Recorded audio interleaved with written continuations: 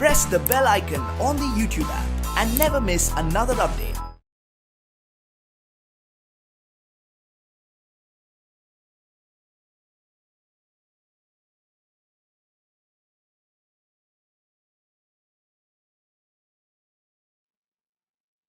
Hello, my dear students. Let us discuss the test paper what you have taken in the previous days. Part A.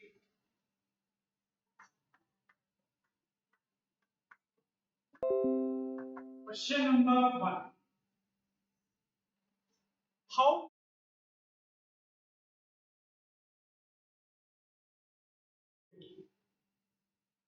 so, dear students, straightforward answer. The number of electrons is 6.25 into 10 to the power of 18 electrons. Sir ಇಷ್ಟ ಬರೀಬೇಕಾ ಸ್ವಲ್ಪ Impress ಮಾಡಲಿಕ್ಕೆ ನಿಮ್ಮ answer ಅಲ್ಲಿ question ಇಟ್ಬಿಡುತ್ತೆ ಈ question ಏನ್ ಕೇಳಿದ್ದಾರೆ ಅದನ್ನೇ ನೋಡಿ how many number of electrons ಬರೆಯೋದು ಸರ್ ಇಷ್ಟು ಬಂದು ಮಾರ್ಕ್ಸ್ ಕೊಡ್ತಾರೆ ನೀನ್ ಬರೆಯೋದು ಹಿಂಗೆ number of electrons present in 1 coulomb of charge is this much ಅಥವಾ 1 coulomb of charge contain 6.25 into 10 raised to 18 electrons. The one word answer to one sentence should impress the evaluator. Okay. Write the SI unit of electric flux. ಬರೇ straight ಆಗಿ volt meter ಅಥವಾ newton per coulomb meter square ಕೊಡ್ತಾರೆ maths ಅನ್ನ ಅದನ್ನ ಏನ್ ಬರೆಯೋದು SI unit of electric flux is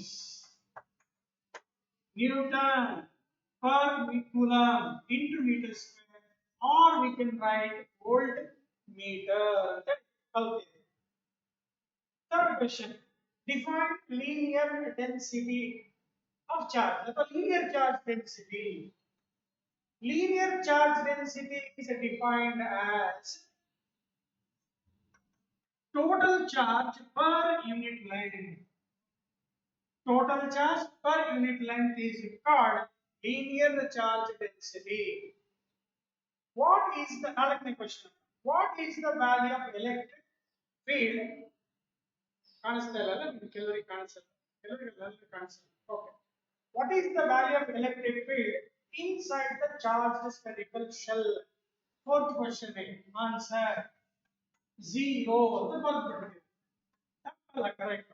Other words, the value of electric field inside the spherical shell is 0. Words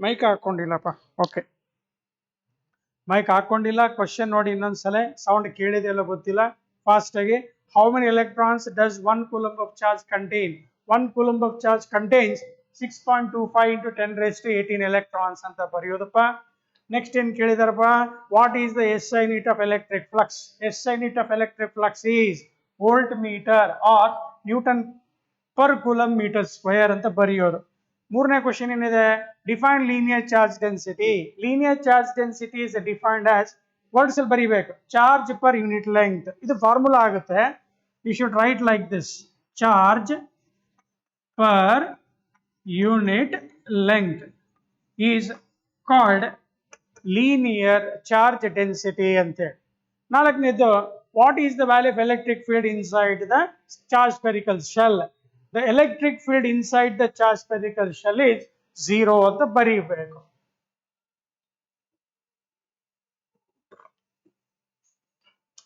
valuation ಮಾಡೋರಿಗೆ ಸ್ವಲ್ಪ ಇಂಪ್ರೆಸ್ ಇರಬೇಕು ಅಷ್ಟೇ ಇಂಪ್ರೆಸ್ ಮಾಡ್ಬೇಕು ಎಷ್ಟು ಚೆನ್ನಾಗಿ ಬರೆದಿದಾರಲ್ಲಪ್ಪ ನೆಕ್ಸ್ಟ್ ಪಾರ್ಟ್ ಬಿ ಅಲ್ಲಿ ಎರಡನೇ ಕ್ವೆಶ್ಚನ್ ಎರಡನೇ ಕ್ವೆಶ್ಚನ್ ಅಲ್ಲ ಸಾರಿ ಪಾರ್ಟ್ 2 ಸಬ್ ರೋಮನ್ ನಂಬರ್ 2 ಅಲ್ಲಿ ಕ್ವೆಶ್ಚನ್ ನಂಬರ್ 5 ಅಂತ ಇದೆ What is electric dipole?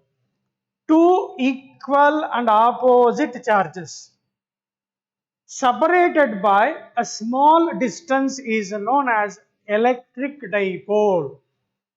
ಕೆಲವೊಂದು ಟೈಮಲ್ಲಿ separated by ಸರ್ಟನ್ ಡಿಸ್ಟೆನ್ಸ್ ಅಂತ ಬರೀತಾರಪ್ಪ, ಅದಕ್ಕೂ ಮಾರ್ಕ್ಸ್ ಕೊಡ್ತೀವಿ. ಸರ್ಟನ್ ಡಿಸ್ಟೆನ್ಸ್ ಅಂದಾಗ ಸ್ವಲ್ಪ ಕನ್ಫ್ಯೂಸ್ ಆಗುತ್ತೆ. ಸರ್ಟನ್ ಅಂದ್ರೆ ಬಹಳನ ಕಮ್ಮಿನೋ. ಡೈಪೋಲ್ ಅಂತ ತಗೊಂಡಾಗ separation between positive charge and negative charge is very small of the order and strong ಇರುತ್ತೆ ವಿದ್ಯಾರ್ಥಿಗಳೇ. one charge ಇನ್ನೊಂದು charge minus q plus q separated by small distance 2a. 2a ಬರೀ necessity ಇಲ್ಲ, ಏನ್ sir ಬರೀ necessity ಇಲ್ಲ ಅಂತಿರಲ್ಲ. 2 equal and opposite charges separated by small distance is known as electric dipole. SI unit of dipole moment ಕೇಳಿದರೆ coulomb metre. SI unit of dipole moment ಕಲ್ತಿದ್ದೀರಾ.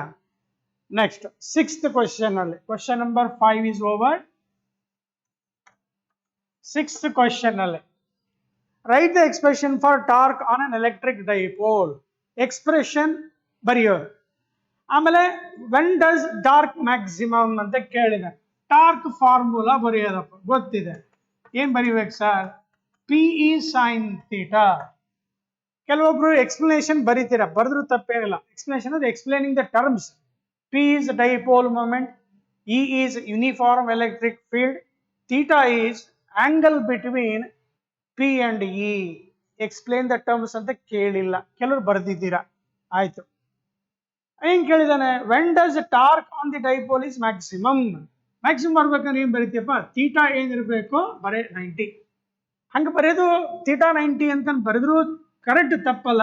You should just write down that is P perpendicular to E ಅಂತ ಬರೆದ್ರು ಚೆನ್ನಾಗೆ. ಹೌದ್ರಿ sir. 7ನೇ question ಏನಿದೆಪ್ಪ? Mention any 2 properties of electric charge. ಒಂದು 5-6 ಹೇಳ್ಕೊಟ್ಟಿದೀವಿ, ನೀವು ಯಾವ್ದಾದ್ರು 2 ಬರೆದ್ರೆ ಸಾಕು. ಎಲ್ಲರೂ ಬರೆದಿದ್ದೀರ. Like charges repel each other, unlike charges attract each other. Charge is a scalar quantity. The charge is unaffected by virtue of its motion. Always excess charges resides on the outer surface of the conductor. Charge is quantized. Charge is always conserved, neither be created nor be destroyed. Charge is additive in nature. ಏನ್ sir ಎರಡೇ ಕೇಳಿದರೆ ಎಷ್ಟೊಂದು ಹೇಳಾಗತ್ತೀರಲ್ರಿ sir ನೀವು. ಇಷ್ಟರಲ್ಲಿ ಯಾವ್ದಾದ್ರು 2 ಬರೆಯಪ್ಪ. Sir ನಾನು 4 ಬರೆದಿದ್ದೆ, ತಪ್ಪೇನಿಲ್ಲ. Okay. Write coulomb's law in vector form, explain the terms ಅಂತ ಇದೆ. ಇದು ಹೇಳ್ಕೊಟ್ಟಿದ್ದೀನಿ ಅತಿ ಸಿಂಪಲ್ ಆಗಿ. ನಾನು ನಿಮ್ಗೆ ಏನ್ ಹೇಳ್ಕೊಡ್ತಿದ್ದೀನಿ ಅಂತಂದ್ರೆ, ಈ ಒಂದು ಸ್ಕೇಲಾರ್ ಇದೆಯಪ್ಪ, ಅದು ವೆಕ್ಟರ್ ಆಗ್ಬೇಕಂದ್ರೆ it is just multiplied by I cap. Unit vector gives the direction and shows that scalar is becoming vector. Simple technically. Question number ಯಾವ್ದಮ್ಮ? ಅದು 7ನೇ question. 7ನೇದಲ್ಲ, sorry 8ನೇದು.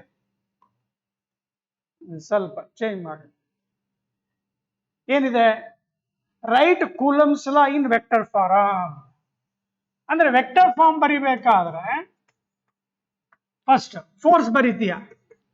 1 divided by 4 pi epsilon naught magnitude of the charge divided by distance square, r square or d square x square ಯಾವ್ದಾದ್ರು ಬರಿ, into ನೋಡಿ ಇದಿಷ್ಟು ಏನ್ ತಿಳ್ಕೊಬೇಕು ನೀನು? ಎಕ್ಸ್ ಅಂತ ಅನ್ಕೋಬೇಕು. ಅದನ್ನ scalar quantity that is multiplied by 1 unit vector. Unit vector I cap ಬರಿಬೋದು, ಏನ್ ತೊಂದರೆ ಇಲ್ಲ, ಬರಿಬೋದಪ್ಪ. ಬಟ್ ಏನಾಗುತ್ತೆ? The force is along X direction ಅಂತ ಆಗುತ್ತೆ. ಬರೀ ಎಕ್ಸ್ ಡೈರೆಕ್ಷನ್ ಫೋರ್ಸ್ ಇರ್ಬೇಕಂತ ಏನಿಲ್ಲ. ಅದಕ್ಕೇನ್ ಬರೀತಾರೆ? ಆರ್ ಕ್ಯಾಪ್ ಅಂತ ಬರೆದ್ಬಿಟ್ಟು ಆರ್ ಕ್ಯಾಪ್ ಏನು ಬರೀತಾರೆ? Is unit vector along the direction of force F ಅಂತ ಬರೆದ್ಬಿಟ್ರೆ, ಅಲ್ಲಿ ಫೋರ್ಸ್ ಆನ್ ಚಾರ್ಜ್ 1/2 F12 ಅಥವಾ force on the second charge by 1. Magnitude are same, magnitude is same, dear students. Magnitude of these forces is same, but they are opposite in direction. Magnitude same ಇರುತ್ತೆ, worry ಮಾಡಂಗಿಲ್ಲ. Sir ಇಷ್ಟು ಬರೆದ್ರೆ ಸಾಕ? ಇಷ್ಟು ಬರೆದ್ರೆ ಆಯ್ತಪ್ಪ. Explain the terms ಅಂತ ಇದೆ. ಏನ್ ಬರೆಯಪ್ಪ? Q1 Q2 are the 2 point charges which are at rest separated by distance r. kept in which medium? Free space. ಮುಗಿತಮ್ಮ. ಇದೊಂದು ಬೇಕ್ರಿ. ಎಪ್ಸಲಾನ್ ಅಂತಂದ್ರೆ ಏನು? Permittivity of free space. ಇನ್ನೊಂದ್ಸಲ ಇದನ್ನ ಬರೆದ್ಬಿಟ್ಟು ಆರ್ ಕ್ಯಾಪ್ ಅಂತ ದ ಈಸಿಯೆಸ್ಟ್ ವೇ ಕಣಪ್ಪ, ಈಸಿಯೆಸ್ಟ್ ವೇ. ಇದಿಷ್ಟು ಬರೀಲೇಬೇಕು. R cap is unit vector along the direction of force, ಬರೀಲೇಬೇಕು. ಸರ್ F12 F21 ಬರೀಲೇಬೇಕು, ಬರೆದ್ರು ನಡೆಯುತ್ತೆ, ಬರೀದೇ ಇದ್ರು ನಡೆಯುತ್ತೆ. ಆದ್ರೆ ಟರ್ಮ್ಸ್ ಎಕ್ಸ್ಪ್ಲೇನ್ ಮಾಡು. Q1 Q2 are the 2 point charges which are at rest. Point charges which are at rest, separated by distance r in free space. Epsilon naught is permittivity of free space. ಇಷ್ಟು ಬರೆದ್ರೆ ನಿಮಗೆ ಅಲ್ಲಿ ಎಷ್ಟಪ್ಪ? 2 marking question ಮುಗಿಯುತ್ತೆ. Next 8ನೇದು 9. State and explain Gauss law in electrostatics ಅಂತ ಇದೆ. Question number 9 ಬರ್ದಿ. ಎಲ್ಲ ಚೆನ್ನಾಗಿ ಬರ್ದಿದ್ದೀರಪ್ಪ. ಸ್ಟೇಟ್ಮೆಂಟ್ ಬರಿಬೇಕಾದ್ರೆ ಅಲ್ಲಿ ಹೆಂಗಿರುತ್ತೆ ಹಂಗೆ ಬರಿಬೇಕು. ಬರ್ದಿದ್ದೀರಾ? ಏನ್ ಬರ್ದಿರಾ? Total electric flux. ಬರೀ ಫಾರ್ಮುಲಾ ಬರೆದ್ರೆ ಸಿಗಲ್ಲ ಕಣಪ್ಪ. ಬರೀ ಫಾರ್ಮುಲಾ ಬರೋದು ಅಂದಿದ್ದೀನಿ ಸರ್ ನಾನು, ಕೊಡ್ತೀರಾ? ಕೊಡಲ್ಲ. The total normal electric flux through any closed surface is equal to 1 upon epsilon naught times the total charge enclosed by the surface. Explain ಮಾಡು ಅಂತ ಕೇಳಿದಾಗ ಏನ್ ಮಾಡಬೇಕು? ಸುಮ್ಮನೆ ಒಂದು ಹಿಂಗೆ ಸರ್ಫೇಸ್ ಬರೀಬೇಕು, ಕ್ಲೋಸ್ಡ್ ಸರ್ಫೇಸ್ ಬರೀಬೇಕು.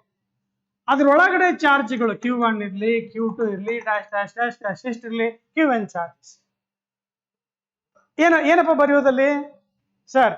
Q1 Q2 Q3 dash dash dash dash Qn are the point charges enclosed by the surface, and that surface what we imagine we call that as Gaussian surface ಅಂತ ಹೇಳ್ತೀವಿ. Explain ಮಾಡ್ಬೇಕಾದ್ರೆ ಬರಿಬೇಕಪ್ಪ. Gaussian surface enclose how many charges? N different charges which are at rest. Then the total charge enclosed by the surface. Charge is additive in nature ಅಂತ ಹೇಳ್ಕೊಟ್ಟಿದ್ದೀವಿ. So charge is additive in nature. ಎಲ್ಲ charge add ಮಾಡಪ್ಪ sir. Q1 plus Q2 plus so on Qn ಅಂತ ಬರಿ. Gauss law ಏನ್ ಹೇಳುತ್ತೆ? The total electric total normal flux perpendicular ಅಂತ ಹೇಳ್ಕೊಟ್ಟಿದ್ದೀವಿ. Through any closed surface is equal to 1 upon epsilon naught times of summation of Q ಅಂತ ಬರೆದ್ರೆ explanation ಇಷ್ಟೇ ಕಣಪ್ಪ. ಏನೇ ಇಲ್ಲ, ಬರ್ದಿದ್ದೀರಾ? ಕೆಲವರು ಬರ್ದಿದ್ದೀರಾ ಕಣಪ್ಪ. Next question number 10. Right any 2 properties of electric field lines. ಯಾವ್ದಾದ್ರು 2, ಒಂದು 5-6 ಬರ್ಸಿದ್ದೀನಿ ನಾನು. ಎಲ್ರು ಚೆನ್ನಾಗಿ ಬರ್ದಿದ್ದೀರಾ. 1ನೇದು ಏನ್ ಬರಿತೀಯಪ್ಪ ಸರ್? ಪಾಸಿಟಿವ್ ಚಾರ್ಜ್ ಇದ್ರೆ ಫೀಲ್ಡ್ ಲೈನ್ಸ್ ಔಟ್ವರ್ಡ್. ಸೊ ಏನ್ ಬರ್ತೀರಾ ಕ್ವಶನ್ ನಂಬರ್ 10ಗೆ? Electric field lines are away ಅಥವಾ ರೇಡಿಯಲಿ ಔಟ್ವರ್ಡ್. ಪಾಸಿಟಿವ್ ಚಾರ್ಜ್ ತಗೊಂಡ್ರೆ ರೇಡಿಯಲಿ ಔಟ್ವರ್ಡ್ ಬರ್ದಿದ್ದೀರಿ ಕಣಪ್ಪ. ನೆಗೆಟಿವ್ ಚಾರ್ಜ್ ತಗೊಂಡಿದ್ರೆ electric field lines are inward ಅಥವಾ ರೇಡಿಯಲಿ ಇನ್ವರ್ಡ್. ಎಲ್ಲಾದ್ರೂ ಎಲೆಕ್ಟ್ರಿಕ್ ಫೀಲ್ಡ್ ಲೈನ್ಸ್ ಕರ್ವ್ಡ್ ಇದ್ರೆ ಡೈರೆಕ್ಷನ್ ಆಫ್ ಎಲೆಕ್ಟ್ರಿಕ್ ಫೀಲ್ಡ್ ಬರೀಬೇಕಪ್ಪ ಅಂದ್ರೆ ಏನಂತ ಹೇಳ್ಕೊಡ್ತಿದ್ವಿ? Tangent. The tangent drawn to the electric field line gives the direction of electric field. And 2 electric field lines never intersect in a medium. Electric field lines are always perpendicular. Electric field lines are perpendicular to the surface of the conductor. ಎಲ್ಲಿ electric field ಜಾಸ್ತಿ ಇದೆಯೋ ಅಲ್ಲಿ ಏನಾಗಿರುತ್ತೆ? Electric field ಲೈನ್ಸ್ಗಳು crowd ಆಗಿರುತ್ತವೆ. Electric field lines R crowded at the region of stronger electric field. They are spread at the region of weaker electric field. And electric field inside the conductor is 0. Sir, ishtala baribeka? Any 2.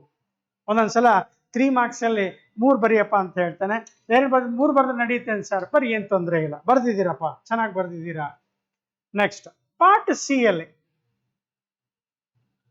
C question number 11 ಅಲ್ಲಿ state and explain coulombs law, hence define SI unit of charge. ಕೆಲವರು SI unit of charge ಬರೀ direct coulomb ಅಂತ ಬರ್ದ್ಬಿಟ್ಟಿದ್ದೀರಾ. Define ಅಂತ ಕೇಳಿದಾಗ definition ಬರೀಬೇಕು, statement ಬರ್ದಿದ್ದೀರಪ್ಪ. ಈಗ statement ಅಂತ ಕೇಳಿದಾಗ ಏನಾರ ಬರೆಯೋದಲ್ಲ. ಪಾರ್ಟ್ ಸಿ ಅಲ್ಲಿ ಕ್ವಶನ್ ನಂಬರ್ 11 ನಲ್ಲಿ state coulombs law, the magnitude of electric force between 2 point charges separated by certain distance placed in air or vacuum is directly proportional to product of their magnitudes, inversely proportional to square of the distance between them. ಈಗ magnitude of force ಅಂತ ಹೇಳಿದಾಗ ನಾವು ಇಲ್ಲಿ like unlike ಅಂತ ತಗೊಂಡಿಲ್ಲ, ಅದಕ್ಕೆ ನಾವು direct time ಬರೆದ್ವಿ the magnitude of electric force. Sir ಹಿಂಗೂ ಬರಿಬೋದಲ್ಲ ನೋಡಿ, 2 ತರ ಹೇಳಿದ್ದೀನಪ್ಪ, 2 ತರ ಎರಡೂ ಕರೆಕ್ಟೇ. The magnitude of electric force between 2 point charges at rest, 2 point charges at rest in air or vacuum separated by certain distance are separated by certain distance, directly proportional to magnitude of their product, inversely proportional to square of the distance. ಕಲ್ಸಿದೀವಿ. ಅಥವಾ starting ಅಲ್ಲೇ the electric magnitude of force of attraction repulsion ಅಂತ ಬರ್ದಿದ್ದೀರಾ, correct ಇದೆ. ಇದು statement. Statement ಇದೆ. Explain ಅಂತ ಇದೆ ನೋಡು, explain ಅಂದ್ರೆ ಬರೀಬೇಕು. Let Q1 Q2 be the 2 point charges at rest separated by distance are kept in air or vacuum, the magnitude of force is proportional to, ಇದು ಬರೀಬೇಕು. ಎಕ್ಸ್ಪ್ಲನೇಷನ್ ಒಳಗೆ ಇದನ್ನ ಟರ್ಮ್ ಸೇರಿಸ್ಬೇಕು, ಕಂಬೈನ್ ಮಾಡಬೇಕು. ಕಂಬೈನ್ ಮಾಡಿ ಕಾನ್ಸ್ಟೆಂಟ್ ಆಫ್ ಪ್ರೊಪೋರ್ಷನಲ್ ಏನ್ ಬರುತ್ತೆ, 1/4πε0 same magnitude of the product divided by R². ಇದೆಲ್ಲ ಬರ್ದಿದ್ದೀರಾ, ಇಷ್ಟು ಬರೆದು ಸಾಕು. ಮತ್ತೆ ಕೆಲವರು 1/4πε0 9 × 10 ಬರ್ದಿದ್ದೀರಾ, ತಪ್ಪೇನಿಲ್ಲ. ಇನ್ನೊಂದು ಎಕ್ಸ್ಟ್ರಾ ಏನು, ε0 ಎಂತ ಅದು, permittivity of free space. This is all well written dear students. One more, define SI unit charge ಅಂತ ಕೇಳಿದಾಗ ಡಿಫೈನ್ 1 ಕೂಲಮ್ ಅಂತ ಅರ್ಥ. ಅದು 1 ಕೂಲಮ್ ಚಾರ್ಜ್ ಆಗ್ಬೇಕು ಅಂತಂದ್ರೆ Q1 ಆಗ್ಲಿ Q2 ಆಗ್ಲಿ ಎಷ್ಟಾಗಬೇಕು, 1 ಕೂಲಮ್ ಸಪರೇಟೆಡ್ ಬೈ ಡಿಸ್ಟೆನ್ಸ್ ಎಷ್ಟಿರ್ಬೇಕಪ್ಪ, 1 ಮೀಟರ್. ಇದನ್ನೆಲ್ಲ ಸಬ್ಸ್ಟಿಟ್ಯೂಟ್ ಮಾಡಿದಾಗ 1 1 1 ಇದಿಷ್ಟು ಎಷ್ಟಾಯ್ತಮ್ಮ, 1 ಆಯ್ತು. ಉಳಿತು ಎಷ್ಟು ಸರ, ಇಷ್ಟು ಉಳಿತು ನೋಡಪ್ಪ, ಇದು 9 × 10⁹ ಹಂಗಂದ್ರೆ ಏನಾತ್ರಿ ಇಲ್ಲಿ, ಈ 1 ಕೂಲಮ್ ಚಾರ್ಜ್ ಅಂದ್ರೆ ಎಂತ ಚಾರ್ಜ್ ಅಪ್ಪ, ಅರ್ಥ ಆಗ್ಲಿ ಅಂತೇಳಿ ಚೆನ್ನಾಗಿ. ಚಾರ್ಜ್ ಅದು ಹೌದು ಗೊತ್ತ್ರಿ ಸರ್, ಎಂತ ಚಾರ್ಜ್ ಇದು, ಇದು ಎಂತ ಚಾರ್ಜ್ ಅಂದ್ರೆ ಇನ್ನೊಂದು ಸಿಮಿಲರ್ ಚಾರ್ಜ್ 1 ಕೂಲಂಬ್ 1 ಮೀಟರ್ ದೂರ ಇತ್ತು ಅಂತಂದ್ರೆ, ಯಾವ ಮೀಡಿಯಾದೊಳಗೆ, ಏರ್ ಆರ್ ವ್ಯಾಕ್ಯೂಮ್ ಒಳಗೆ ಇತ್ತು ಅಂದ್ರೆ, this will experience A repulsion of, ಇದೆಲ್ಲ 1 ಆಗಿಬಿಡ್ತು. ಸಬ್ಸ್ಟಿಟ್ಯೂಟ್ ಮಾಡ್ತೀಯಾ, that F will be is equal to 9 × 10⁹ ಇವರಿಬ್ಬರ ನಡುವೆ ರಿಪಲ್ಸಿವ್ ಫೋರ್ಸ್ ಬರುತ್ತೆ. ಎಷ್ಟಿರುತ್ತಪ್ಪ, 9 × 10⁹. ಹಿಂಗ್ ಬರಿಬೇಕೇನ್ ಸರ್, ಅರ್ಥ ಮಾಡ್ಕೊಳ್ಳಿ ಅಂತ ಹೇಳಿದ್ದಷ್ಟೇ. ಸ್ಟೇಟ್ಮೆಂಟ್ ಹೆಂಗ್ ಬರಿಬೇಕು, ಇದೆಲ್ಲ ಬರೀ ನೆಸಿಟಿ ಇಲ್ಲ ನೋಡಿ. 1 ಮಾರ್ಕ್ ಇದು 5 ಮಾರ್ಕಿಂದ ಕಣ್ಣಂಗೆ ಕಾಣ್ತದೆ. ನೀನ್ ಇಷ್ಟು ಬರೆದ್ರೆ ಸಾಕು. 1 coulomb is a charge when placed at a distance 1 meter from a similar charge in air or vacuum, repel it with a force of 9 × 10⁹ Newton ಅಂತ ಹೇಳಿ ಬರೀಬೇಕು ಆ ತರ. Okay, next, obtain the expression for electric field lines at a point on the axial line on an electric dipole. ಈಗ ಅಲ್ಲಿ axial line ಕೇಳಿದ್ದಾರೆ, correct diagram ಬರೆಯೋದು. ಬರ್ದಿದ್ದೀರಾ, ಒಂದ್ಸಲ ನೋಡ್ಕೊಂಬಿಡಿ ಇನ್ನೊಂದ್ಸಲ. ಏನಪ್ಪ question number 12, minus Q charge plus Q charge ಬರ್ದಿದ್ದೀರಾ. ದೇ ಆರ್ ಅಟ್ ರೆಸ್ಟ್ ಇದೆ, ಇದು ಮಿಡ್ ಪಾಯಿಂಟ್ ತಗೊಂಡಿದ್ದೀರಾ. ಆ ಡಿಸ್ಟೆನ್ಸ್ ಅನ್ನ ಆರ್ ಅಂತ ತಗೊಳ್ಳೋಣ. ಇಲ್ಲೆಲ್ಲ ಒಂದು ಪಾಯಿಂಟ್ ಇದೆ, ಆಕ್ಸಿಯಲ್ ಲೈನ್ ಗೊತ್ತಿದೆ. ಇಲ್ಲಿ ಪಾಸಿಟಿವ್ ಚಾರ್ಜ್ ಇದೆ, let us call this as M ಅನ್ನೋಣ. ಪಾಸಿಟಿವ್ ಚಾರ್ಜ್ ಇಂದ ಫೀಲ್ಡ್ ಈಸ್ ಅವೇ ಆಗುತ್ತೆ, that is E plus Q. Diagram ಬರೆಯೋದು ಇಂಪಾರ್ಟೆಂಟ್.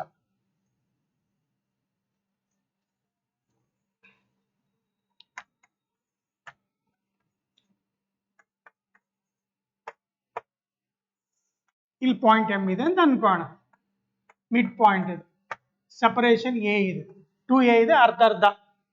Diagram important. ಹೌದು ಸರ್.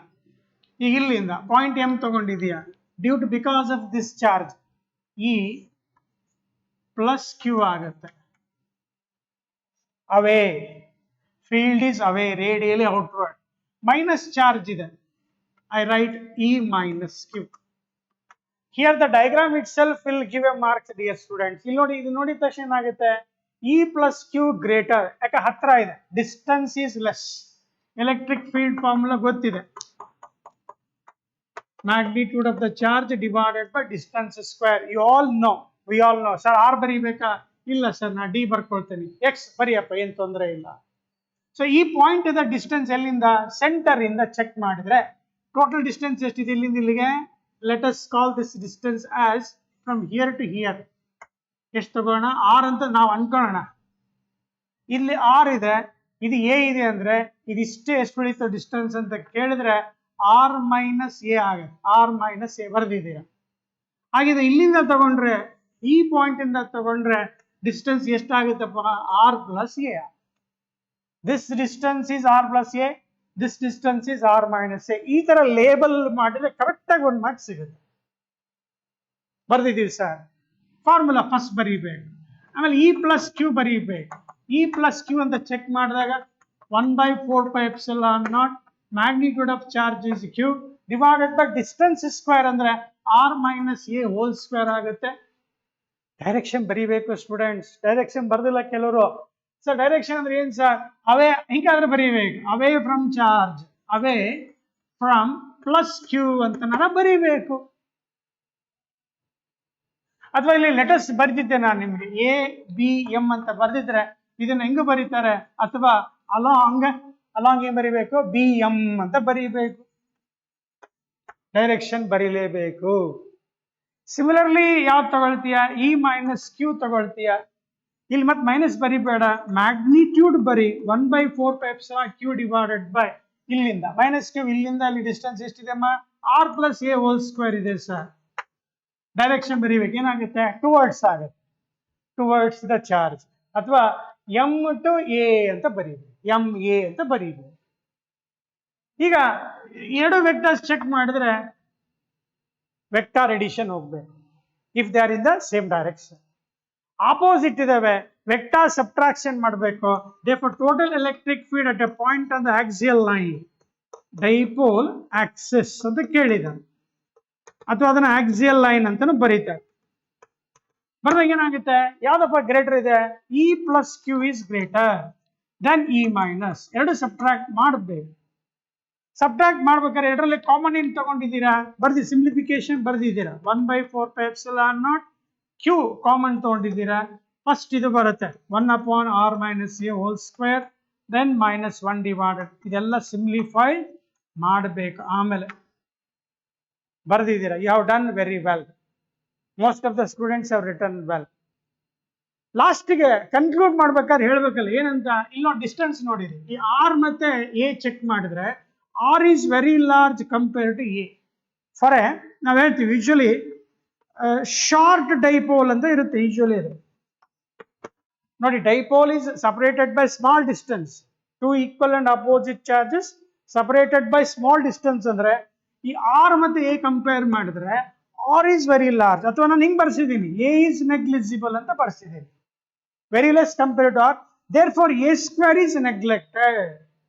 ಆ ಎ ಸ್ಕ್ವೇರ್ ನೆಗ್ಲಿಜಿಬಲ್ ಮಾಡಿದಾಗ ಫೈನಲ್ ಆನ್ಸರ್ ನಿಮಗೆ ಬರಿಬೇಕು. ಅದನ್ನ 1/4πε0 ಕ್ಯೂ ಡಿವೈಡೆಡ್ ಬೈ, ಕ್ಯೂ ಬರಲ್ಲ, 2p divided by X Q. ಇಲ್ಲಿ ಆರ್ ತಗೊಂಡಿದ್ದೀನಿ, ಆರ್ ಬರುತ್ತೆ. I have taken this as R. ಇಲ್ಲ ಒಬ್ರು ಇಲ್ಲಿ ಆರ್ ಬರ್ಲಿ ಎಕ್ಸ್ ಬರ್ಕೊಂಡಿದ್ರೆ ಏನಾಗುತ್ತೆ ಹೇಳಪ್ಪ ಇದೆಲ್ಲ, ಎಲ್ಲಿ ಆರ್ ಬರ್ಕೊಂಡಿದೆಯೋ ಅಲ್ಲಿ ಏನಾಗುತ್ತೆ ಎಕ್ಸ್ ಆಗುತ್ತೆ, ಲಾಸ್ಟ್ ಎಕ್ಸ್ ಕ್ಯೂಬ್ ಬರುತ್ತೆ. ಬರ್ದಿದ್ದೀರಾ ಡಯಾಗ್ರಾಮ್, ಇವು statement correct, sorry formula correct ಇರಬೇಕು, ಸಬ್ಟ್ರಾಕ್ಷನ್ ಮಾಡಿರ್ಬೇಕು, ದೆನ್ ಸಿಂಪ್ಲಿಫಿಕೇಶನ್, ಲಾಸ್ಟ್ಗೆ ಡೈಪೋಲ್ ಫಾರ್ ಶಾರ್ಟ್ ಡೈಪೋಲ್ ಅಂತೇಳಿ ಕನ್ಕ್ಲೂಡ್ ಮಾಡಿ ಫೈನಲ್ ಆನ್ಸರ್ ಇದು ಬರೀಬೇಕು. ಆಮೇಲೆ ಬರೆದ್ಮೇಲೆ ಡೈರೆಕ್ಷನ್ ಕೂಡ ಇಂಪಾರ್ಟೆಂಟ್. ಅದು ಈಗ ಗ್ರೇಟರ್ ವೆಕ್ಟರ್ ಈಸ್ ದಿಸ್ ಅಂದ್ರೆ the net force resultant of these two force will be along the greater field. Greater field ಯಾವ್ದಿದೆ, ಇ ಪ್ಲಸ್ ಕ್ಯೂ ಇದೆ ಅಂದ್ರೆ minus Q to plus Q ಏನ್ ಬರೀತೀಯಾ, ಪಿ ಬರೀತೀಯಾ, direction of dipole moment ಬರೀತೀಯಾ. So therefore you should write along direction of dipole moment ಅಂತೇಳಿ ಬರೀಬೇಕು. ಇಲ್ಲಿ ಇದ್ರ ಜೊತೆಗೆ 5 ಮಾರ್ಕಿಂದ ಒಂದು ಇದೆ ನೋಡು, ಯಾವುದು ಈಕ್ವಟಾರ್ ಇದೆ ನೋಡು, ಅದನ್ನ ಕಂಪ್ಲೀಟ್ ಮಾಡ್ಕೊಂಡ್ಬಿಡೋಣ.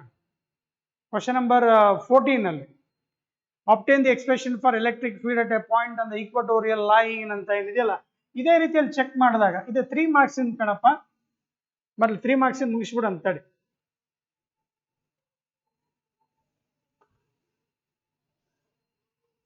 13th ಕ್ವಶನ್ ಏನ್ ಕೇಳಿದಾರಪ್ಪ, state and explain the principle of superposition to find the electric intensity at a point due to multiple charges. ನೋಡಿ, ಎಲೆಕ್ಟ್ರಿಕ್ ಇಂಟೆನ್ಸಿಟಿ ಇಸ್ ವೆಕ್ಟಾರ್.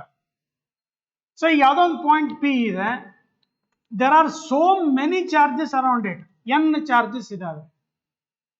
ಅದರಲ್ಲಿ ಒಂದು ಡೈಗ್ರಾಮ್ ಬರೀಲೇಬೇಕಂತ ಹೇಳಿದೀನಿ ನಾನು. ಫಸ್ಟ್ ಇಲ್ಲಿಂದ ಡಿಸ್ಟೆನ್ಸ್ ಗೊತ್ತಿಲ್ಲ, R1 ಅಂತ ಅನ್ಕೋ. ಪಾಸಿಟಿವ್ ಚಾರ್ಜ್ ಇದೆ, field line is away, that is E1. E1 formula, just we have written this 1/4 pi epsilon naught magnitude of the charge 1 divided by distance square into R1 cap. R1 cap ಏನು ಹೇಳುತ್ತೆ sir, unit vector along the direction of field ಹಿಂಗ್ ಹೋಗುತ್ತೆ ತೋರಿಸಿದೀವಿ. ಬರಿಬೇಕಂತ R1 cap unit vector along the direction of field E1. ಅದೇ ರೀತಿ E2, similarly E2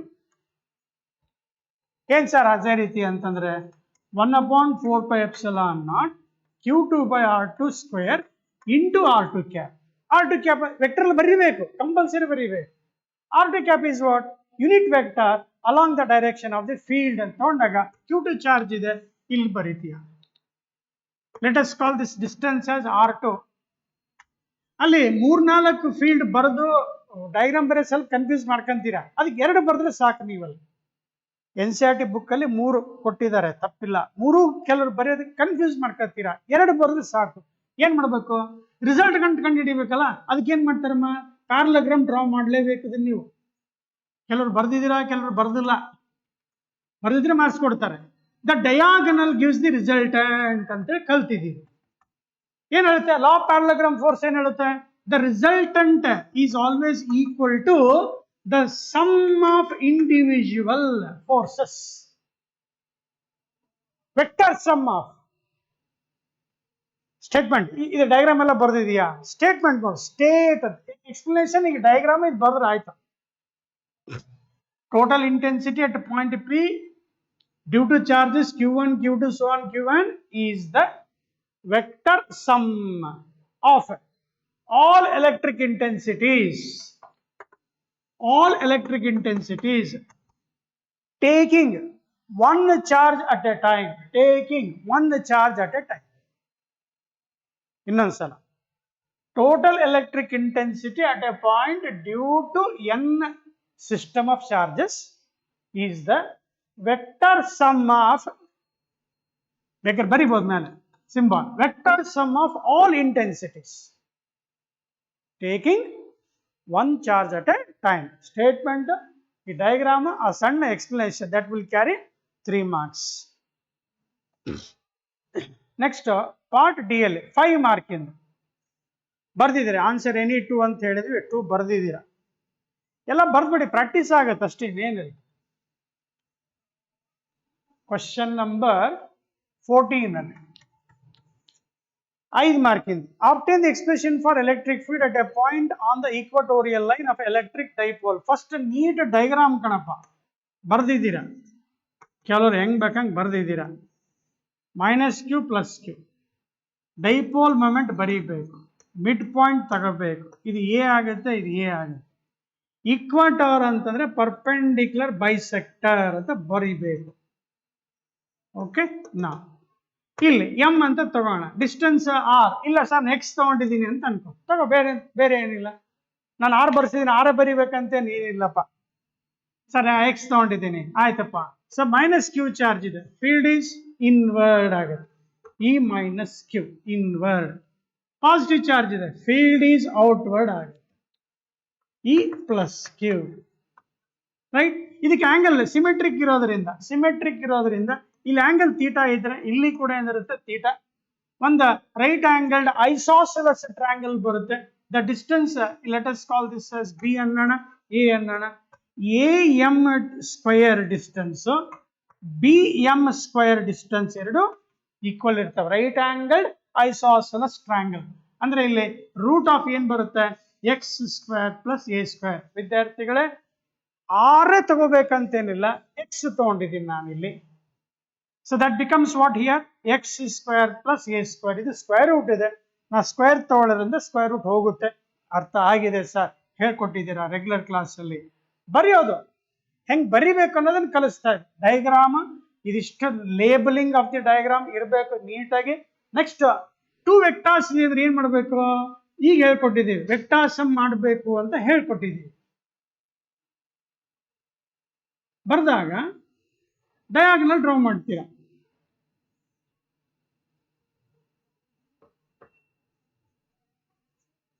Diagonal gives the sum of how many vectors here? Two vectors.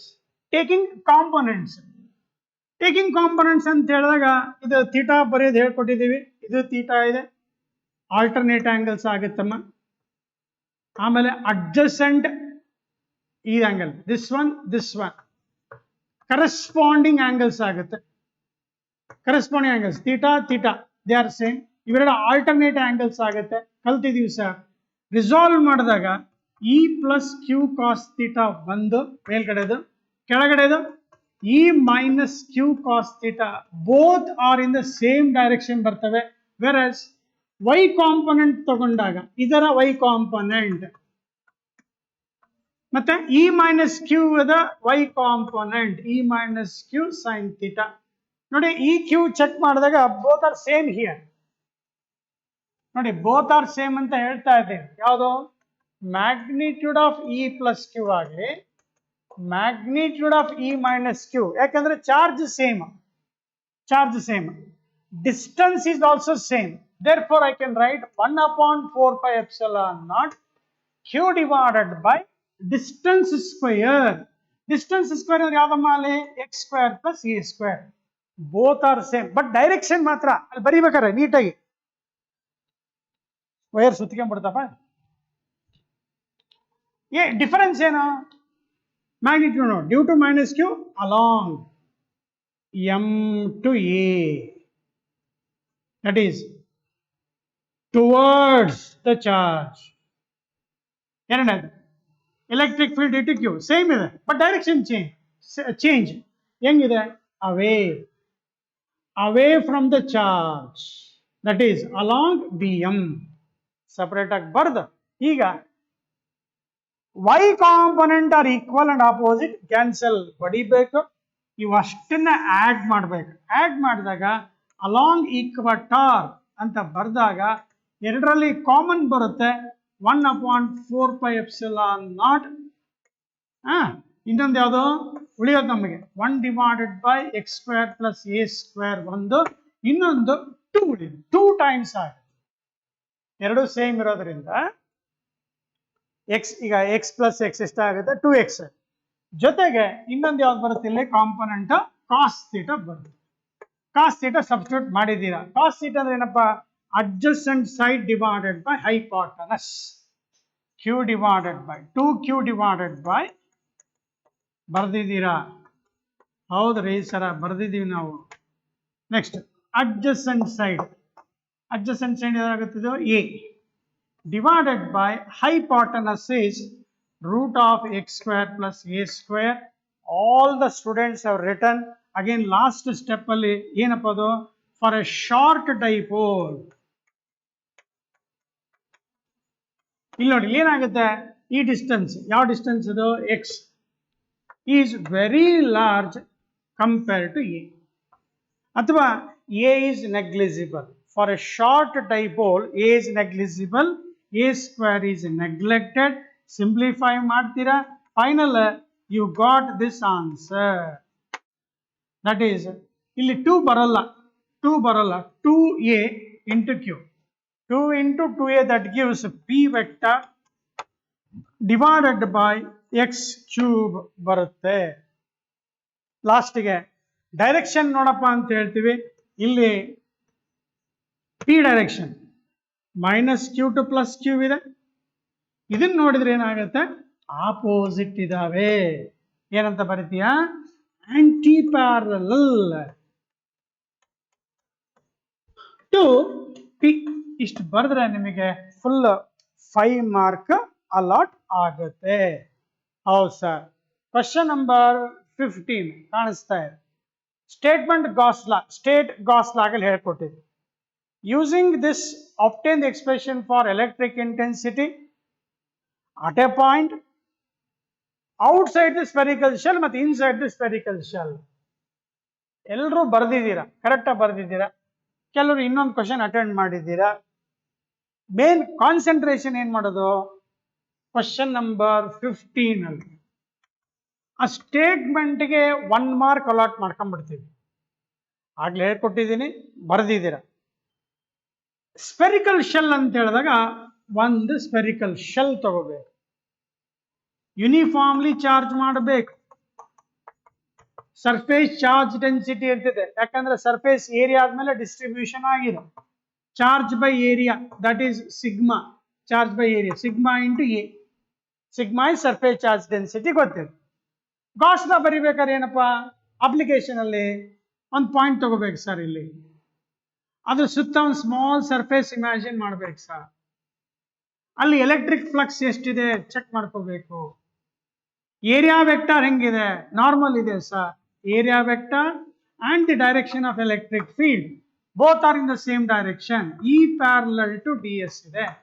maximum flux ಇರುತ್ತೆ, that is E into summation of ds. ಅಲ್ಲಿ ನಿಮ್ಮ ಕೆಲಸ theta ಏನಾಗ್ಬಿಡ್ತು, maximum ಫ್ಲಕ್ಸ್ಗೆ theta 0 ಆಗುತ್ತೆ, ಕಾಸ್ 0 1 ಆಗುತ್ತೆ. So therefore E into summation of ds ಬರೆದು ಬಿಡ್ತೀಯ. ಕಾಸ್ 0 1 ಇರುತ್ತಮ್ಮ ಅಲ್ಲಿ. Maximum flux, normal flux. ನನಗೆ ಟೋಟಲ್ ಫ್ಲಕ್ಸ್ ಬೇಕಲ್ಲ, ಅದಕ್ಕೆ ಇದು ಸ್ಮಾಲ್ ಫ್ಲಕ್ಸ್ ಇರುತ್ತಮ್ಮ. ಸ್ಮಾಲ್ ಫ್ಲಕ್ಸ್ ತೆಗೆದಿದೆಯಾ, ಟೋಟಲ್ ಫ್ಲಕ್ಸ್ ಬರ್ದಿದೆಯಾ, ಸಮೇಷನ್ ಆಫ್ ಡಿ ಎಕ್ಸ್ ಇರುತ್ತೆ. Total maximum flux is E dot D S. Dot ಬರೀಬಾರ್ದು, ಈಗ ಹೋಗ್ಬಿಟ್ಟಿದೆ. ಕಾಸ್ 0 1 ಬರ್ದಿದ್ದೀವಿ.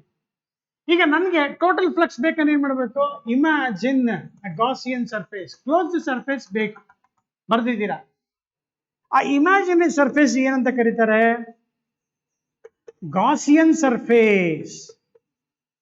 ಆಮೇಲೆ ಈ ಡಿಸ್ಟೆನ್ಸ್ ನೋಡ್ಕೋಬೇಕು ಚೆನ್ನಾಗಿ. ಎಲ್ಲಿಂದ, ಸೆಂಟರ್ ಇಂದ ಇಲ್ಲಿಗೆ ಡಿಸ್ಟೆನ್ಸ್ ಎಷ್ಟಿದೆ, ಡಿ ಇದೆ. ಒಳಗಡೆ ಸ್ಪೆರಿಕಲ್ ಶೆಲ್ ಇದೆಯಲ್ಲ, ಅದ್ರ ರೇಡಿಯಸ್ ಎಷ್ಟಿದೆ, ಸ್ಮಾಲ್ ಆರ್ ಇದೆ. ಆರ್ ಡಿ ಕ್ಯಾಪಿಟಲ್, ಕನ್ಫ್ಯೂಸ್ ಮಾಡ್ಕೋಬೇಡಿ ಅಂತ ಹೇಳಿದೆ. Draw a Gaussian surface of radius how much D with centre O. ಅವಾಗ the summation of D S will be is equal to ಏನಾಗುತ್ತೆ, 4 pi d square. Diagram list ಬರೆದ ತಕ್ಷಣ ಒಂದು sentence ಏನಾಗಬೇಕು, distribution of charge is uniform, therefore electric intensity at a point near the charge spherical shell is constant and it is uniform ಅಂತ ಬರೆದು ಏನ್ ಹೇಳುತ್ತಮ್ಮ, ಇಷ್ಟು ಬರೆದ ತಕ್ಷಣ ಫೀಲ್ಡ್ ಲೈನ್ಸ್ ಬೇಕಾದ್ರೆ ಬರೀರಿ, ಏನ್ ತೊಂದರೆ ಇಲ್ಲ. ಈ ತರ ಮೆನ್ಷನ್ ಮಾಡಿದ್ವಿ. ಯಾಕೆ, outward, radially outward, positively charge ಇರೋದ್ರಿಂದ ಬರೀದಿದ್ದೀರಾ, ಒಳ್ಳೇದು. ಇಲ್ಲಿ ಮತ್ತೆ ಇಲ್ಲಿ ಯಾರೋ ಮಾರ್ಕ್ ಆಗಿದೆ, ಗಾಸಿಯನ್ ಸರ್ಫೇಸ್ ಅಂತ ತೋರ್ಸ್ಲಿಕ್ಕೆ ಬರ್ತೀನಪ್ಪ. ಮತ್ತೆ ಹಿಂಗೆ ನೀಟಾಗಿ ಬರೆದಾದ್ಮೇಲೆ ನಾನು ನಿಮ್ಗೆ ಹೇಳಿದ್ದೇನೆ, 2 ಸ್ಟೆಪ್ ಬಾ, 3 ಸ್ಟೆಪ್ ಕಣಪ್ಪ. ಆ ಗಾಸ್ ಲಾದ ಏನ್ ಬರ್ದಿದ್ಯಾ, ಟೋಟಲ್ ಫ್ಲಕ್ಸ್ ಬರ್ದಿಯಾ. ಫಾರ್ಮುಲಾ ಏನು, total charge enclosed divided by epsilon naught. Phi is equal, what is the total charge enclosed Gaussian surface ಒಳಗಡೆ ಎಷ್ಟಿದೆ ಚಾರ್ಜ್? ಕ್ಯೂ ಇದೆ. ಸಿಗ್ಮಾ ಇಂಟು ಎ ಆಮೇಲೆ ಬರೆಯೋಣಂತೆ. ಗಾಸಿಯನ್ ಸರ್ಫೇಸ್ ಒಳಗಡೆ ಚಾರ್ಜ್ ಎಷ್ಟಿದೆ? Q divided by epsilon not. ಇದು equation 1 starting ಬರ್ದಿದೆಯಾ? ಈಗ ಎರಡನೇದು ಇಕ್ವೇಶನ್ ಇಲ್ಲಿದೆ ನೋಡ, E into summation D S ಇಷ್ಟು 4πd². ಇಲ್ಲಿದೆ ಇಕ್ವೇಶನ್ 2. ಇದು ಟೋಟಲ್ ಫ್ಲಕ್ಸ್, ಇದು ಟೋಟಲ್ ಫ್ಲಕ್ಸ್, ಮ್ಯಾಕ್ಸಿಮಮ್ ಫ್ಲಕ್ಸ್ ಇದೆ. ನಾರ್ಮಲ್ ಫ್ಲಕ್ಸ್ ಅಂತ ಬರಿತೀವಲ್ಲಿ ಸ್ಟೇಟ್ಮೆಂಟ್ ಅಲ್ಲಿ ನೋಡು, total normal flux through a Gaussian surface. Normal flux ಬರ್ಬೇಕಂದ್ರೆ ಥೀಟಾ 0 ಇರಲೇಬೇಕು. ನಾರ್ಮಲ್ ಫ್ಲಕ್ಸ್ ನೋಡು, ಸರಿಯಾಗಿ ನೋಡ್ಕೊಂಡ್ಬಿಡು. ನಾರ್ಮಲ್ ಅಂತ ತಕ್ಷಣ ಕೆಲವರು ಪರ್ಪೆಂಡಿಕ್ಯುಲರ್ ಥೀಟಾ 90 ಅಂತ ಬರೋದಿಲ್ಲ. ನಾರ್ಮಲ್ ಅಂತಂದ್ರೆ E and D S are parallel. Theta is equal to 0, cos 0 is maximum. ಎಲ್ಲಾ ಡೆರಿವೇಶನ್ ಅಲ್ಲಿ ಮ್ಯಾಕ್ಸಿಮಮ್ ಫ್ಲಕ್ಸ್ ತಗೋ ಅಂತ ಹೇಳ್ಬಿಟ್ಟಿದ್ದೀನಿ. ಎರಡು ಈಕ್ವೇಟ್ ಮಾಡ್ಕೊ, ಆಯ್ತು sir. E into 4πd² is equal to Q divided by epsilon naught. So ನಿನ್ನ ಆನ್ಸರ್ ಮುಗಿದೋಯ್ತಮ್ಮ, ಅರೇಂಜ್ ಮಾಡ್ಕೊ. 4π ಈ ಕಡೆ ತಗೊಂಡ 4π epsilon naught d² is the answer. ಏನ್ ಕೇಳಿದ್ದಾರೆ? when point P lies outside ಅಂತ ಕೇಳಿದ್ರೆ ಇಷ್ಟು ಬರೀಬೇಕು. ಅಲ್ಲೇ ಕಂಟಿನ್ಯೂ ಮಾಡಿ ಏನಂತಾರೆ, ಇನ್ಸೈಡ್ ದ ಶೆಲ್ ಅಂತ ಕೇಳಿದ್ದಾರೆ. ಇನ್ಸೈಡ್ ದ ಶೆಲ್ ಅಂತಂದಾಗ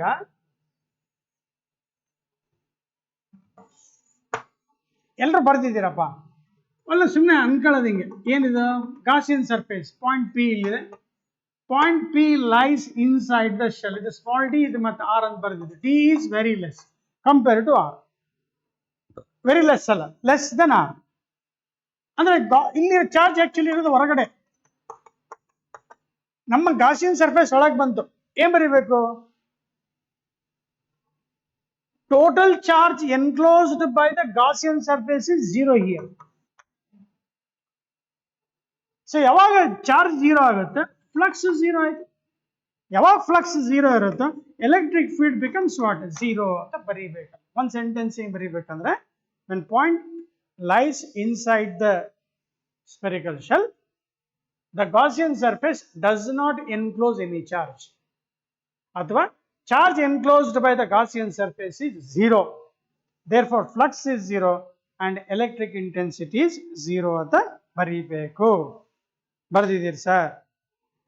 ನೆಕ್ಸ್ಟ್ 16ನೇ ಕ್ವೆಶ್ಚನ್ ಅಲ್ಲಿ, using Gauss law obtain the expression for electric field near uniformly charged wire of infinite length. ನೋಡಮ್, ಮತ್ತೆ ಅಲ್ಲಿ ಗಾಸ್ ಥಿಯರಮ್ ಬರ್ದಿದ್ದೀರಾ, ಸ್ಟೇಟ್ಮೆಂಟ್ ಎಲ್ಲ ಇಲ್ಲೆಲ್ಲ ಹೇಳ್ಕೊಟ್ಟಿದೆ. ಅಲ್ಲಿ ಕೂಡ ನಾರ್ಮಲ್ ಫ್ಲಕ್ಸ್ ಅಂತ ಇರುತ್ತೆ ನೋಡಿ. ನಾರ್ಮಲ್ ಫ್ಲಕ್ಸ್ ಅಂತ ಹೇಳಿದ್ರೆ ಕೆಲವರು ಏನ್ ಸರ್ ಇದು ಅಂತ ಅರ್ಥ ಮಾಡ್ಕೊಳ್ಳಿಕ್ಕೆ, field lines are perpendicular normal. ಅಲ್ಲಿ ಮ್ಯಾಕ್ಸಿಮಮ್ ಫ್ಲಕ್ಸ್ ಇರುತ್ತೆ. Maximum flux that is Q divided by E ಅಂತ ಬರಿತೀವಲ್ಲ, sorry Q divided by epsilon ಅಂತ ಬರಿತೀವಲ್ಲ, ಅಲ್ಲಿ ಫಾರ್ಮುಲಾ ಏನಿರುತ್ತೆ? ಇ ಡಾಟ್ ಡಿ ಎಸ್ ಇರುತ್ತೆ ಮ್ಯಾಥಮೆಟಿಕಲಿ. ಆ ಮ್ಯಾಕ್ಸಿಮಮ್ ಫ್ಲಕ್ಸ್ ಅಂತ ನಾವು ಬರೆದಾಗ Q by epsilon naught that is equal to E summation of D S cos 0 ಏನಾಗ್ಬಿಡುತ್ತೆ? 1 ಆಗುತ್ತೆ ಮ್ಯಾಕ್ಸಿಮಮ್ ಫ್ಲಕ್ಸ್ ಬಂದಾಗ. ಸೊ ದೇರ್ ಫಾರ್ ನಿನ್ನ ಒಂದು 3 ಅಪ್ಲಿಕೇಶನ್ ಅಲ್ಲಿ ಇದು ಒಂದು ನೆನಪಿಟ್ಕೊಂಡ್ಬಿಟ್ರೆ ಡೆರಿವೇಶನ್ ಮುಗಿದೋಗ್ಬಿಡ್ತಾರೆ. ಈಗ ಏನ್ ಕೇಳಿದ್ದಾರೆ? ಲೈನ್ ಚಾರ್ಜ್ ಕೇಳಿದ್ದಾರೆ ನೋಡಲ್ಲಿ. Q divided by epsilon not E into line charge ಸುತ್ತ ಯಾವ ತರ ಸಿಗುತ್ತೆ? ಸಿಲಿಂಡ್ರಿಕಲ್ ಸರ್ಫೇಸ್ ಸಿಗುತ್ತೆ. ಸಿಲಿಂಡರ್ದು ಸರ್ಫೇಸ್ ಏರಿಯಾ ಏನು? 2πRL. ಡೆರಿವೇಶನ್ ಮುಗಿದೋದಲ್ಲಿ ಎಂಟ್ರೆನ್ಸ್ ಹಿಂಗೆ ನೆನ್ಬಿಟ್ಕೊಂಡ್ಬಿಡು. ಸರ್ ಏನ್ ಸರ್ ಇಷ್ಟಕ್ಕೆ 5 ಮಾರ್ಕ್ಸ್ ಕೊಡ್ತಾರ? ಇಲ್ಲ, ಕಾನ್ಸೆಪ್ಟ್. ಈಗ ಇಲ್ಲಿ electric field is equal to ಏನಾಗ್ಬಿಡುತ್ತೆ? E is equal to, so what I can write here, Q divided by epsilon naught 2πRL. What is Q here? Q by L. Charge per unit length ಏನು ಸಿಗುತ್ತೆ? Lambda ಸಿಗುತ್ತೆ.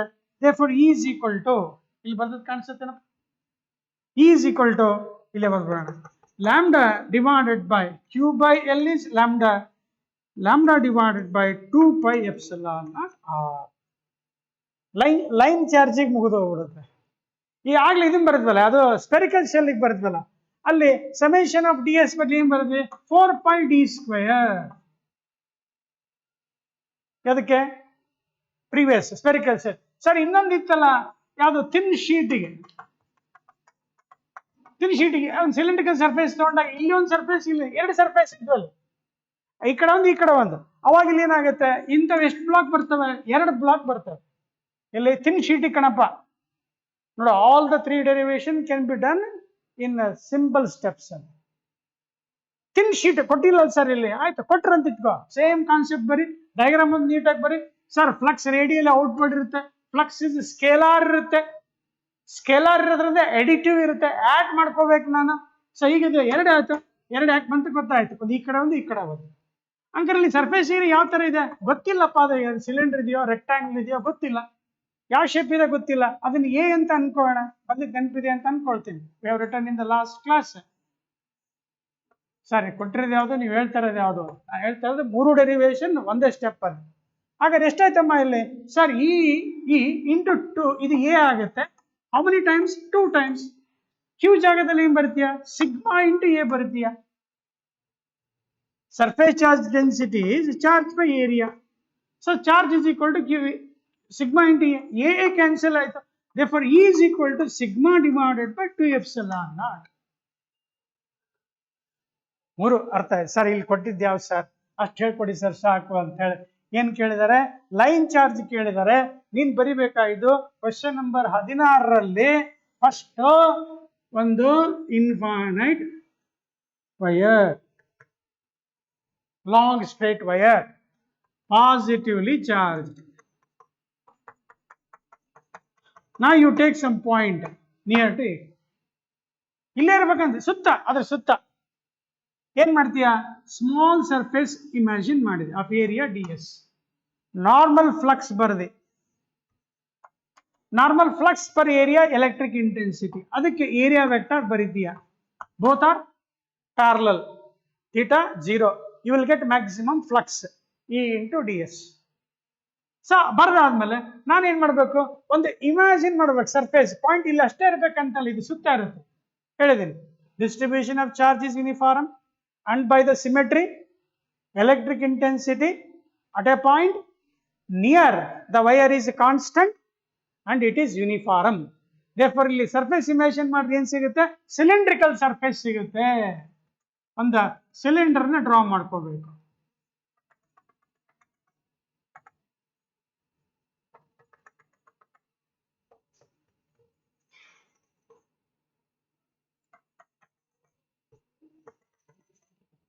Cylinder draw ಮಾಡಿದ್ಮೇಲೆ ನಮ್ಮ ಕೆಲಸ ಏನು sir? ಇಲ್ಲಿ end cap ಇದೆವಲ್ಲ, ಇಲ್ಲಿ ನಾವು ಚೆಕ್ ಮಾಡಿದ್ರೆ ಫೀಲ್ಡ್ ಲೈನ್ಸ್ ಮತ್ತೆ ಏರಿಯಾ ವೆಕ್ಟರ್ ಪರ್ಪೆಂಡಿಕ್ಯುಲರ್ ಇರುತ್ತೆ. ಸೊ ಎಂಡ್ ಕ್ಯಾಪ್ ಹತ್ರ ನಮಗೆ ಫ್ಲಕ್ಸ್ ಸಿಗಲ್ಲ. ಸೊ ಎಂಡ್ ಕ್ಯಾಪ್ ಹತ್ರ ಎಲೆಕ್ಟ್ರಿಕ್ ಫೀಲ್ಡ್ ಏನಾಯ್ತು? 0 ಆಯ್ತು. But field exist on the curved surface. ಹಾಗಿದ್ದಾಗ ನಾವು ಟೋಟಲ್ ಫ್ಲಕ್ಸ್ ತಗೊಂಡಾಗ ಈ ds ಫಾರ್ಮುಲಾದಲ್ಲಿ 2 ಏನು ಟೋಟಲ್ ಫ್ಲಕ್ಸ್ ಬೇಕು, ಫ್ಲಕ್ಸ್ ಎಂಡ್ ಕ್ಯಾಪ್ ಬೇಕು, plus flux due to curved surface ಬೇಕು. ಕರ್ವ್ಡ್ ಸರ್ಫೇಸ್ ಎಂಡ್ ಕ್ಯಾಪ್ ತಗೊಂಡು ಏನಾಗ್ಬಿಡುತ್ತೆ? 0 ಆಗಿಬಿಡುತ್ತೆ. ಎಂಡ್ ಕ್ಯಾಪ್ ಹತ್ರ 0 ಇಲ್ಲ ಅಂತ ಬೇಕಾದ್ರೆ ಬರ್ಕೊ. ಯಾಕೆ 0 ಇನ್ನೊಂದ್ಸಲ ನೋಡ್ಕೊ. ಎಲೆಕ್ಟ್ರಿಕ್ ಫೀಲ್ಡ್ ಹಿಂಗಿದೆ, ಏರಿಯಾ ವೆಕ್ಟರ್ ಹಿಂಗಿದೆ, both are perpendicular. Theta 90, cos 90 ಎಷ್ಟು ಬರೀತೀಯಾ? 0 ಬರೀತೀಯಾ. therefore no electric field exists along y direction. ಇದು y direction ಅಂತ ಅನ್ಕೋಬೇಕು. the field exists only along x direction and z direction. x ಮತ್ತೆ z, y direction ಅಲ್ಲಿ field ಬರಲ್ಲ. ಇಲ್ಲಿ y z confuse ಮಾಡ್ಕೊಳ್ಳೋದಕ್ಕಿಂತ along end cap field is 0, along curved surface field is maximum ಅಂತ ಬರೆದ್ರೆ end cap 0 ಆಗುತ್ತೆ. ಈ summation ds cos 0 ಯಾವ್ದಮ್ಮ? ಅದು ಕರ್ವ್ಡ್ ಸರ್ಫೇಸ್ ಆಗುತ್ತೆ. So that is total flux will be is equal to, ಆಗಲ್ಲಿ ಬರ್ದಿದ್ದೀನಿ ಅಲ್ಲಿ, E ಇಂಟು ಸಮೇಷನ್ ds ಅಂದ್ರೆ ಸರ್ಫೇಸ್ ಏರಿಯಾ ತಗೋಬೇಕಿದ್ರೆ ರೇಡಿಯಸ್ r ಇರುತ್ತೆ, length of the cylinder L ಅಂತ ತಗೋಣ, ಸರ್ಕಂಫರೆನ್ಸ್ 2πr ಆಗುತ್ತೆ into length L, that gives the surface area. Gauss law ಇರುತ್ತೆ, ಅಪ್ಲೈ ಮಾಡು. ಆಗ್ಲೇ ಹೇಳ್ಕೊಟ್ಟಿದ್ದೀನಿ, ಇಲ್ಲಿ 2 ಬರಲ್ಲ, ಸಬ್ಸ್ಟಿಟ್ಯೂಟ್ ಮಾಡ್ತೀಯಾ. ಕ್ಯೂ ಇಸ್ ಈಕ್ವಲ್ ಟು ಏನ್ ಬರೀತೀಯಾ? Lambda into L. Linear charge density, linear charge ಅಂದ್ರೆ ಈ the charge enclosed within the cylinder. ಸಿಲಿಂಡರ್ದ ಒಳಗಡೆ ಎಷ್ಟಿದೆ ಚಾರ್ಜ್? ಇಲ್ಲಿದೆ ಚಾರ್ಜ್ ಎಷ್ಟಿದೆ? ಕ್ಯೂ ಇದೆ. ಏನು ಬರೀತೀವಿ formula lambda into L, lambda into L divided by epsilon not E into ಇದು ಫಾರ್ಮುಲಾ 2πr L. ಸಿಂಪ್ಲಿಫೈ ಮಾಡಿದೀಯಾ, ಆಗ್ಲೇ ಹೇಳ್ಕೊಟ್ಟಿದ್ದೀನಿ. ಈ ತರ ಬರೀ ಡೈಗ್ರಾಮ್ ನೀಟಾಗಿ ಬರೀಬೇಕು. ಎಂಡ್ ಕ್ಯಾಪ್ ಅದರ ಫ್ಲಕ್ಸ್ 0 ಅಂತ ಮೆನ್ಷನ್ ಮಾಡಬೇಕು. ಗಾಸ್ ಥರಮ್ ಅಪ್ಲೈ ಮಾಡಿದ್ಯಾ, ಟೋಟಲ್ ನಾರ್ಮಲ್ ಫ್ಲಕ್ಸ್ ಅಂತ ಬರೆದ್ರೆ ಕಾಸ್ 0 1 ಮಾಡು. ಸಮೇಷನ್ ಡಿ ಎಸ್ ಜಾಗದಲ್ಲಿ ಸಬ್ಸ್ಟಿಟ್ಯೂಟ್ ಮಾಡ್ಕೊ, ಕ್ಯೂ ಜಾಗದಲ್ಲಿ ಲ್ಯಾಂಬ್ಡಾ ಎಲ್ ಬರಿ, ಎರಡು ಈಕ್ವೇಟ್ ಮಾಡ್ಕೊ, ಫ್ಲಕ್ಸ್ ಸೇಮ್ ಇರ್ತವೆ. Get the final answer.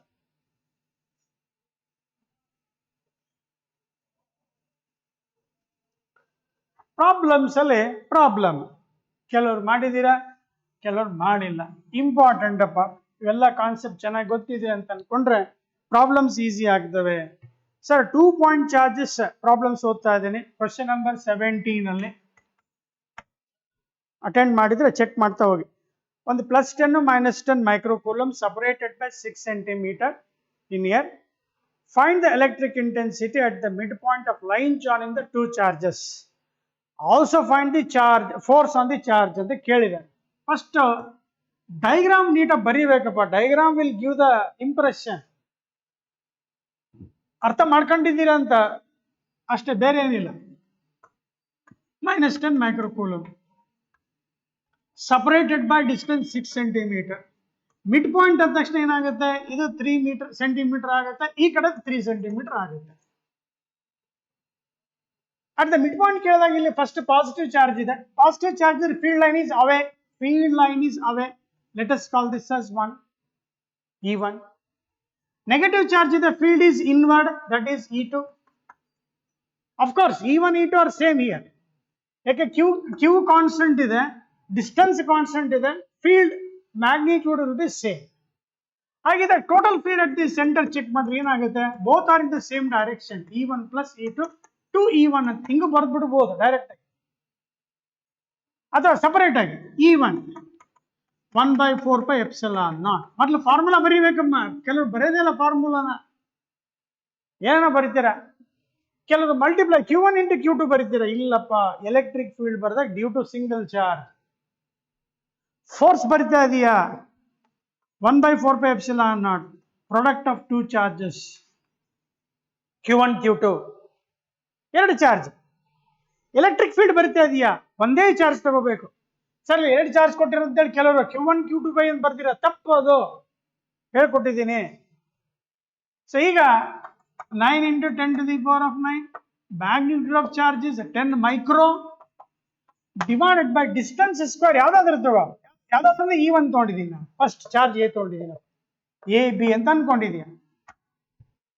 electric intensity at this point due to charge at A ಅಂತ ಬರೀಬೇಕು. E1 ಅಂದ್ರೆ electric intensity at O due to charge at A ಬರ್ದಿದೀಯಾ. Distance square 3 centimeter, 9 × 10⁻⁴ 3 10⁻⁻² whole square, 9 × 10⁻⁴. So ಈಗ 9 9 cancel, 9 1 10, 10ರಲ್ಲಿ 6 ಹೋದ್ರೆ 4, ಇದೊಂದು 4 ಸೇರ್ಕೊಳ್ಳುತ್ತೆ. 10⁸ newton per coulomb. ನೋಡಪ್ಪ, ಇಲ್ಲಿ positive charge ಇದೆ, ಅವೇ ಫ್ರಮ್ ಚಾರ್ಜ್ ಎ. ಅಥವಾ ನೀನು ಲೆಟರ್ಸ್ ಕೊಟ್ಟಿದ್ರೆ ಅಲಾಂಗ್ ಯಾವ ಕಡೆ ಹೋಗುತ್ತಮ್ಮ, ಎ ಇಂದ ಓ, ಎ ಟು ಓ ಅಂತ ಬರೀತಾರೆ. Similarly E2 due to charge at B ಅಂತ ಬರೆದು ಅಲ್ಲಿ ಕೂಡ ಏನಾಗುತ್ತೆ, ಎಲ್ಲ ಸೇಮ್ ಡಿಟ್ಟ. ಯಾಕೆ, ಚಾರ್ಜ್ ಕಾನ್ಸ್ಟೆಂಟ್ ಇದೆ, ಡಿಸ್ಟೆನ್ಸ್ ಕಾನ್ಸ್ಟೆಂಟ್ ಇದೆ, ಸೇಮ್ ಆನ್ಸರ್ ಬರುತ್ತೆ. 10⁸ ನ್ಯೂಟನ್ ಪರ್ ಕೂಲಂಬ್ ಅಂತ ಬರೀಬೇಕು. ಡೈರೆಕ್ಷನ್ ಏನ್ ಬರೀತೀಪ, ಸರ್ ಟುವರ್ಡ್ಸ್. ಕೆಲವು ಪ್ರಾಬ್ಲಮ್ಸ್ ಕಷ್ಟ ಇಲ್ಲಪ್ಪ, ಚೆನ್ನಾಗಿ ಥಿಯರಿ ಅರ್ಥ ಮಾಡ್ಕೊಂಡು ಕಾನ್ಸೆಪ್ಟ್ ಚೆನ್ನಾಗಿ ತಿಳ್ಕೊಂಡ್ರೆ ನಿಮ್ಮ ಎಂಟ್ರೆನ್ಸ್ಗೂ ತುಂಬಾ ಈಸಿ ಆಗುತ್ತೆ. ಟುವರ್ಡ್ಸ್ ನೆಗೆಟಿವ್ ಚಾರ್ಜ್ ಇದೆ, attractive, therefore you must write towards charge B. ಅಥವಾ ಡೈರೆಕ್ಷನ್ ಓ ಇಂದ, ಮತ್ತೆ ಏನಿದೆ ಅಲ್ಲ, ನಿನಗೆ ಬೇಕಾಗಿರೋದು ಓ ಹತ್ರ, ಚಾರ್ಜ್ ಯಾರು ಬಿ, ಓ ಇಂದ ಬಿಗೆ, ಓ ಟು ಬಿ, ಓ ಇಂದ ಬಿ ಕಡೆ ಹೋಗ್ತಾ ಇದೆ ಅಂತ ಅರ್ಥ. ಸೊ ಈಗ ಎರಡೂ ಚಾರ್ಜ್ ಚೆಕ್ ಮಾಡಿದ್ರೆ, ಸಾರಿ ಫೀಲ್ಡ್ ಚೆಕ್ ಮಾಡಿದ್ರೆ ಏನಿದಾವಪ್ಪ, both are in the same direction ಇದಾವೆ. ಸರ್ ಏನ್ ಮಾಡ್ಬೇಕಾದ್ರೆ ಎರಡನ್ನ ಆಡ್ ಮಾಡಬೇಕು. So therefore E1 plus E2 ಎರಡನ್ನ ಆಡ್ ಮಾಡಿದಾಗ, ಸೊ ನಾವು ಐ ಗೆಟ್ 2E1 ನ ಬರಿ 2E2 ನ ಬರಿ, because E1 is equal to E2. 2 into what is the magnitude you will get here? Same magnitude, 2 into 10 to the power of 8 Newton per coulomb ಬರುತ್ತೆ. ಎರಡನೇದು ಏನ್ ಕೇಳಿದ್ದಾರೆ, ಫೈಂಡ್ ದ ಫೋರ್ಸ್ ಅಂತ ಕೇಳಿದ್ದಾರೆ. ನೋಡಿ ಇಲ್ಲಿ ಎಷ್ಟು ಫೀಲ್ಡ್ ಇದಾವೆ, ಎರಡು ಫೀಲ್ಡ್ ಇದೆ, E1 ಮತ್ತೆ E2 ಎರಡು ಫೀಲ್ಡ್ ಇದಾವೆ. ಇಲ್ಲಿ ಚಾರ್ಜ್ ಹಾಕಿದೆ, ಎಷ್ಟು ಚಾರ್ಜ್ ಎಷ್ಟಿದೆ, ಅದು 2 ನ್ಯಾನೋ ಕೂಲಂಬ್ ಇದೆ. ಪಾಸಿಟಿವ್ 2 ನ್ಯಾನೋ ಕೂಲಂಬ್ ಚಾರ್ಜ್ ಇದೆ. ಫೋರ್ಸ್ ಅಂತ ಕೇಳಿದಾಗ ಏನ್ ಬರೀತೀಯ, E into Q ಬರೀತೀಯ.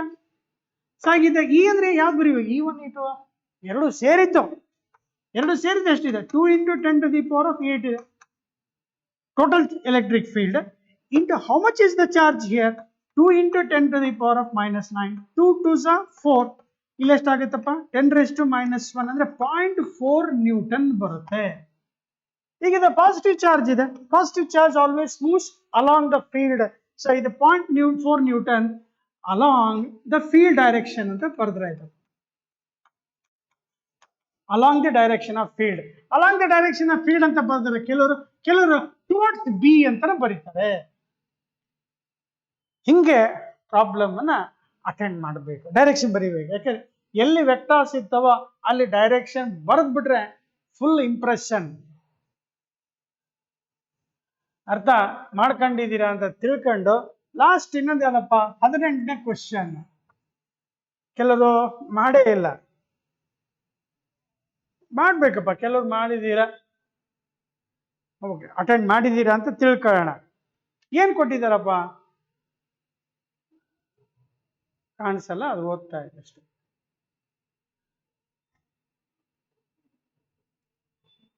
Okay, ABC is an equilateral triangle. ಇಲ್ಲಿ ಸ್ಕ್ರೀನ್ ಮೂವ್ ಆಗ್ತಾ ಇಲ್ಲ. ABC is an equilateral triangle. ನೋಡಪ್ಪ, ಈಕ್ವಿಲಾಟರಲ್ ಟ್ರಯಾಂಗಲ್ ಅಂದ ತಕ್ಷಣ ಆಲ್ ಸೈಡ್ಸ್ ಆರ್ ಈಕ್ವಲ್ ಕೊಟ್ಟಿದ್ದಾರೆ, 0.1 ಮೀಟರ್ ಕೊಟ್ಟಿದ್ದಾರೆ. ಇದನ್ನ ABC ಅಂತ ಅನ್ಕೊಳ್ಳಿ, ಯಾವ್ದಾರ ಅಂತ ಅನ್ಕೋಣ, ಕಾರ್ನರ್ ABC. ಇಲ್ಲಿ A ಅನ್ನೋಣ, B ಅನ್ನೋಣ, C ಅನ್ನೋಣ. ಸೊ ನಾ ಬೇರೆ ಕಡೆ ಬರ್ಕೊಂಡಿದ್ದೆ, ತೊಂದರೆ ಇಲ್ಲ. ಎ ಹತ್ರ ಚಾರ್ಜ್ ಎಷ್ಟಿದೆ, 3 ನ್ಯಾನೋ ಕೊಟ್ಟಿದ್ದಾರೆ. ಬಿ ಹತ್ರ ಎಷ್ಟು ಕೊಟ್ಟಿದ್ದಾರೆ, -3 ನ್ಯಾನೋ ಕೊಟ್ಟಿದ್ದಾರೆ. ಏನ್ ಕೇಳಿದ್ದಾರೆ, they are asking what is the intensity at corner C. ಅಲ್ಲಿ ಕಾಣ್ತಾ ಇಲ್ಲ ಕೆಲವರಿಗೆ, ಜಸ್ಟ್ ಅಬ್ಸರ್ವ್ ಮಾಡಿ. 0 ಒತ್ತಬೇಕಿತ್ತಪ್ಪ ಅಲ್ಲಿ. ಓಕೆ, ಸ್ಕ್ರೀನ್ ಜಾಸ್ತಿ ಮಾಡ್ಬೇಕಿತ್ತು, 0 ಪ್ರೆಸ್ ಮಾಡಿ ಅಂತ ಹೇಳ್ಕೊಟ್ಟಿದ್ರ ಮೇಡಮ್, ಮರೆತುಬಿಟ್ಟೆ. ಕಾಣಿಸ್ತಾ ಇದೆ ಅಂತ ಅನ್ಕೊಳ್ತೀನಿ. ಓಕೆ, ಈಗ ಇದನ್ನ ಸ್ಕ್ರೀನ್ ದೊಡ್ಡದು ಮಾಡಿ ಹೇಳ್ಕೊಡ್ತಾ ಇದ್ದೀನಿ. ಆಗಲ್ಲ ಸ್ಕ್ರೀನ್ ಪ್ರೆಸ್ ಮಾಡ್ಬೇಕಿತ್ತು, 0 ಪ್ರೆಸ್ ಮಾಡ್ಬೇಕಿತ್ತು, ನೋಡಿ ಮರೆತುಬಿಟ್ಟೆ. ಓಕೆ, ಸೊ ಈಗ ಇಲ್ಲಿ ಕಾರ್ನರ್ ಸಿ ಹತ್ರ ಕೇಳಿದ್ದಾರೆ. ಬೇಸಿಕ್ ಫಾರ್ಮುಲಾ ಏನಪ್ಪ, electric intensity 1/4πε0 magnitude of charge divided by r² ಅಂತ ಇದೆ. ಡಿಸ್ಟೆನ್ಸ್ ಸ್ಕ್ವೇರ್ ಗೊತ್ತು ಸರ್. ಫಸ್ಟ್ ಸರ್ ನಾವೇನ್ ಬರೀಬೇಕು, ಡಯಾಗ್ರಾಮ್ ಬರೆದ್ಮೇಲೆ intensity at corner C, electric intensity E1 ಅನ್ನೋಣ at corner C due to charge at A ಅಂತ ಬರೆದ್ಬಿಟ್ಟು E1 ಅಂತ ಹೇಳಿ 9 × 10⁻⁹ ಫಾರ್ಮುಲಾ ಮನ್ಸೆಲ್ಲ ಬರ್ದಿದೀಯಾ. ಚಾರ್ಜ್ ಅಟ್ ಎ ಎಷ್ಟಿದೆ, 3 × 10⁻⁹ ಡಿವೈಡೆಡ್ ಬೈ ಡಿಸ್ಟೆನ್ಸ್ 0.1 ಇದೆಯಲ್ಲ, 0.1 ಏನ್ ಬರೀತೀಯಾ, 10⁻⁻1 ಸ್ಕ್ವೇರ್ ಮಾಡ್ಕೊಳಕ್ ಈಸಿ ಆಗುತ್ತೆ, 10⁻⁻2 ಆಗುತ್ತೆ. 0.1 ಸ್ಕ್ವೇರ್ ಅನ್ನ 0.01 ಬರಿಬೋದಮ್ಮ, 10 to the power ಎಷ್ಟಾಗುತ್ತದೋ -2 ಆಗುತ್ತೆ. ಸಿಂಪ್ಲಿಫೈ ಮಾಡ್ಕೊಂಡು 9 × 27 27, ಇದು ಕ್ಯಾನ್ಸಲ್, 10⁻⁻9 + 9 ಹೋಯ್ತು, -2 ಮೇಲೆ ತಗೊಳ್ತೀಯ, ಇಷ್ಟು ಬಂತು. Again dear students, vector quantity ಇದು. A to C field is away.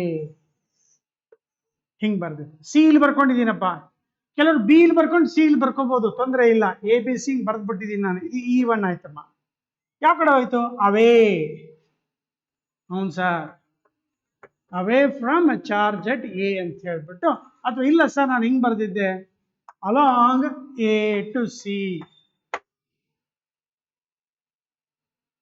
Method ಅಪ್ಪ, ಮೆಥಡ್ ಹೇಳ್ಕೊಡ್ತಾ ಇದೀವಿ. ಬರತ್ ಸುಮ್ಮನೆ ಬರೀ ಫಾರ್ಮುಲಾ ಸಬ್ಸ್ಟಿಟ್ಯೂಟ್ ಮಾಡ್ಕೊಳ್ಳೋದಲ್ಲ, ಇದಕ್ಕೆ ಡೈರೆಕ್ಷನ್ ಬರೆದ್ರೆ ಫುಲ್ 5 ಮಾರ್ಕ್ಸ್ ಸಿಗೋದು ನಿಮಗೆ. ಸಿಮಿಲರ್ಲಿ ಯಾವುದು E2 that intensity at C due to charge at B ಅಂತ ಚೆಕ್ ಮಾಡ್ರಿ. ಏನಿದೆ ಮೈನಸ್ ಇರೋದ್ರಿಂದ ಏನಾಗುತ್ತೆ, ಇನ್ವರ್ಡ್ ಆಗುತ್ತೆ. ಇದು E2 ಆಗುತ್ತೆ. ಡಿಸ್ಟೆನ್ಸ್ ಆ ಕಡೆ ಬರೆಯೋಣ ಅಂತ. ಆಮೇಲೆ ನೆಕ್ಸ್ಟ್ ಏನು, ಪ್ಯಾರಲೋಗ್ರಾಮ್ ಕನ್ಸ್ಟ್ರಕ್ಟ್ ಮಾಡಬೇಕು. ಸ್ವಲ್ಪ ಇದು ಲೈನ್ ದೊಡ್ಡದಾಗಿದೆ. Then diagonal gives the resultant. ಇದು E1 ಅನ್ನೋಣ. Diagonal gives the resultant. Let us take this as ER. ಈಗ ಇಲ್ಲಿ ಆಂಗಲ್ ಬೇಕಾಗುತ್ತೆ. E2 ಒಂದು ಸಾಲ್ವ್ ಮಾಡ್ಬೇಕಲ್ವಾ. 9 into 10 ಸೇಮ್ ಆನ್ಸರ್ ಬರುತ್ತೆ ನೋಡಿ. ಡಿಸ್ಟೆನ್ಸ್ ಸೇಮ್ ಇದೆ, ಡಿಸ್ಟೆನ್ಸ್ ಸೇಮ್, ಚಾರ್ಜ್ ಸೇಮ್ ಇದೆ. You will get the same answer. Same method. Similarly E2 is equal to ಇಷ್ಟು ಬರೀಬೇಕು. ಬರೆದು ಮ್ಯಾಗ್ನಿಟ್ಯೂಡ್ ಸೇಮ್ ಬರ್ದಿದ್ಯಾ, ಡೈರೆಕ್ಷನ್ ಚೇಂಜ್ ಆಗುತ್ತೆ, ಅಟ್ರಾಕ್ಟಿವ್ ಇದೆ, ಟುವರ್ಡ್ಸ್ ಅಂತ ಬರೀತೀಯಾ. ಬರ್ದಾದ್ಮೇಲೆ ಎರಡು ಫೀಲ್ಡ್ ಇದ್ದಾವೆ. ನನಗೆ ರಿಸಲ್ಟೆಂಟ್ ಬೇಕು. That resultant of 2 vectors is given by ಅಂತ ಫಾರ್ಮುಲಾ ಹೇಳ್ಕೊಟ್ಟಿದ್ದೀನಿ. ಇಲ್ಲಿ ಎರಡೂ ಚೆಕ್ ಮಾಡಿದಾಗ E1 is equal to E2 ಇದೆ. Angle between 2 vectors this will be equal to 120 ಆಗುತ್ತೆ. ಯಾಕೆ 120 ಆಗುತ್ತೆ? ಈಕ್ವಲ್ಯಾಟರಲ್ ಟ್ರಯಾಂಗಲ್ ಇದು 60 ಆಯ್ತು. ಇದು ಒಂದು linear angle. Linear angle is 180. ಇದು ಆಲ್ರೆಡಿ 60 ಇರೋದ್ರಿಂದ ಇದು ಎಷ್ಟಿರಲೇಬೇಕು, 120. ಅಂಡ್ ಕಾಸ್ 120 ಎಷ್ಟಿರುತ್ತೆ, -1/2 ಇರುತ್ತೆ. Both are equal. ಸಬ್ಸ್ಟಿಟ್ಯೂಟ್ ಮಾಡೋಣ ಬೇಕಾದ್ರೆ. E1 square plus E2 square. E2 is also E1 here plus 2. E1 into E2 both E1 and E2 are same. Cos theta is 120. Cos 120 ಎಷ್ಟು ಬರೀಬೇಕಲ್ಲಿ, -1/2. Attend ಮಾಡೋದಪ್ಪ, short ಆಗಿ ಬರೀಬಹುದು. ಆಮೇಲೆ ನೋಡೋಣ, ಹೇಳ್ಕೊಟ್ಟಿನಿ regular ಕ್ಲಾಸಲ್ಲಿ. Cancel ಆಗುತ್ತೆ. ಇಲ್ಲಿ E1 into E1 ಏನಾಯ್ತು, E1 square ಆಯ್ತು. Minus ಒಂದು ಸ್ಟೆಪ್ ಬರೆಯೋಣಪ್ಪ. E1 square plus E1 square minus E1 square ಅಂದ್ರೆ E1 ಸ್ಕ್ವೇರ್ ಕ್ಯಾನ್ಸಲ್. ಬರೀ ರೂಟ್ ಆಫ್ ಇಲ್ಲಿ ಬರೀತೀನಿ last. Resultant root of E1 square ಇತ್ತು. So answer E1. ಇಲ್ಲ ಸರ್ ನಾನು E1 ಬದಲು E2 ಬರ್ಕೊಂಡಿದ್ದೆ ಅಂದ್ರೆ E1 ಜಾಗದಲ್ಲಿ ಏನಿರುತ್ತಪ್ಪ, ಬೋತ್ ಆರ್ ಸೇಮ್. ರೂಲ್ ಏನು, ಎಂಟ್ರನ್ಸ್ ಅಲ್ಲಿ ಎಂಟ್ರಿ ಆದಾಗ ಫೋರ್ಸ್ ಈಕ್ವಲ್ ಇದ್ದು ಆಂಗಲ್ 120 ಕೊಟ್ಟಿದ್ರೆ ಕಣ್ಣು ಮುಚ್ಕೊಂಡು ಡೈರೆಕ್ಟ್ ಆನ್ಸರ್ ರಿಸಲ್ಟೆಂಟ್ ಫೀಲ್ಡ್ ಐದರ್ E1 ಅಥವಾ E2. ಬಟ್ ಬೋರ್ಡ್ ಎಕ್ಸಾಮ್ ಅಲ್ಲಿ ಈ ತರ ಬರೀಬೇಕು. ಸೊ ನಾವು ಬರೆದಾದ್ಮೇಲೆ ನಾವು ಜಾಮೆಟ್ರಿಯಿಂದ ಚೆಕ್ ಮಾಡಿದಾಗ ಫೈನಲ್ ಆನ್ಸರ್ ಅಪ್ಪ. So what is your final answer ಅಂತ ಕೇಳಿದ್ರೆ 27 into 10 to the power of 2 Newton per coulomb. So direction ಬರೀಬೇಕಲ್ಲ ಅಂತ ಹೇಳಿದಾಗ ನೋಡಪ್ಪ, ಇದು 60 120 ಇರೋದ್ರಿಂದ ಈ ಲೈನ್ ಇದೆಯಲ್ಲ ER ಮತ್ತೆ ಈ ಲೈನಿಗೆ AB ಪ್ಯಾರಲಲ್ ಇರುತ್ತೆ. ಪ್ಯಾರಲಲ್ ಟು ಸೈಡ್ ಯಾವುದು AB ಅಂತ ಬರೆದ್ರೆ ಫುಲ್ 5 ಮಾರ್ಕ್. ಪ್ರಾಬ್ಲಮ್ಸಿಗೆ ನೀವು ಜಾಸ್ತಿ ಕಾನ್ಸಂಟ್ರೇಷನ್ ಕೊಡಬೇಕು. ಪ್ರಾಬ್ಲಮ್ಸ್ ಯಾರು ಈಸಿ ಆಗ್ತವೆ, ಯಾರು ಕಾನ್ಸೆಪ್ಟನ್ನು ಚೆನ್ನಾಗಿ ತಿಳ್ಕೊಂಡಿರ್ತೀರೋ ಅವ್ರಿಗೆ ತುಂಬ ಈಸಿ ಆಗ್ತವೆ. ಪ್ರಾಬ್ಲಮ್ಸನ್ನು ಸ್ಪೀಡಪ್ ಮಾಡ್ಕೊಳ್ಳಿ, ಕ್ಯಾಲ್ಕುಲೇಷನ್ನ ಫಾಸ್ಟ್ ಮಾಡ್ಕೊಳ್ಳಿ. ಎರಡೂ ಒಂದೇ, ನಿಮ್ಮ ಎಂಟ್ರೆನ್ಸು ಈಸಿ ಆಗುತ್ತೆ. Thank you, take care.